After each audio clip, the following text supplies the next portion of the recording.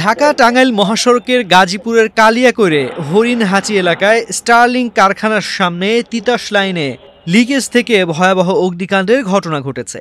২৭ November বৃহস্পতিবার রাতে হরিণহাটি এলাকায় এ ঘটনা ঘটে। এলাকাবাসী ও ফায়ার সার্ভিস তথ্যে জানা গেছে, বৃহস্পতিবার রাত 9:30টায় ঢাকা টাঙ্গাইল মহাসড়কের হরিণহাটি এলাকায় তিতাস গ্যাস লাইন লিকেজ থেকে হঠাৎ করে আগুনের সূত্রপাত হয়। প্রথমে স্থানীয়রা আগুন নিভানোর চেষ্টায় ব্যর্থ হলে ফায়ার সার্ভিসকে খবর দেয়। খবর পেয়ে ফায়ার সার্ভিস কর্মীরা ঘটনাস্থলে পৌঁছিয়ে 1 ঘন্টা চেষ্টায় আগুন নিয়ন্ত্রণে আনে।